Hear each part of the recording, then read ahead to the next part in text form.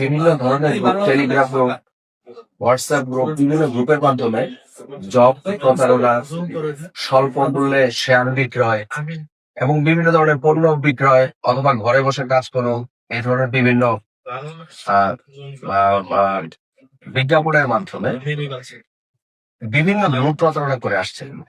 আমরা প্রচুর পরিমাণে অভিযোগ পাচ্ছি। সে অভিযোগগুলা আমরা চিঠি আকারে পাচ্ছি, মামলা আকারে পাচ্ছি।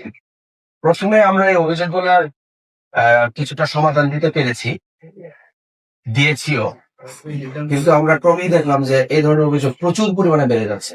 একদম সমাজের সকল স্তরের লোকজন প্রতারিত হচ্ছে।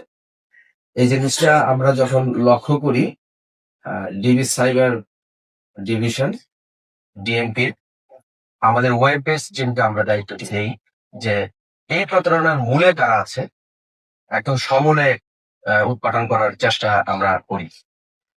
এখানে বিভিন্ন ধরনের লেয়ার আছে, first layer, second layer, third layer. সব লেয়ার গুলো আমরা পার হতে হতে হতে হতে আমরা এই প্রতারণার একদম মোটামুটি মূল পর্যায়ে যেতে পারি। সেখানে দেশি বিদেশে একটি চক্র কাজ করছে। এই অভিযানে আমরা বিগত এক সপ্তাহ ধরে আমরা সারাশি অভিযান পরিচালনা করি ঢাকার বিভিন্ন থানায়, বিভিন্ন এলাকায়। সেখান থেকে আমরা কোন একটি বাসা থেকেই পাওয়া গেছে 51,000 সিম। বাংলাদেশে ব্যবহৃত বিভিন্ন মোবাইল কোম্পানির সিম 51,000। টোটাল আমরা 51,251টি সিম উদ্ধার করি। আমরা 21টি ভিওআইপি জিএসএম গেটওয়ে, এটা একটা মেশিন যেটার মধ্যে অনেকগুলো সিম ইনসার্ট করা থাকে। এর মাধ্যমে সার্বক্ষণিকই ক্রিপ্টোকারেন্সির মাধ্যমে আমাদের টাকাগুলা প্রতারণা হচ্ছে। আমাদের সাধারণ মানুষ এই এই এই মেশিনটির মাধ্যমে আসলে প্রতারিত হচ্ছে। যত টাকা প্রতারিত হচ্ছে সে টাকাগুলো এই মেশিনটার মাধ্যমে, ক্রিপ্টোকারেন্সির মাধ্যমে দেশের বাইরে চলে যাচ্ছে।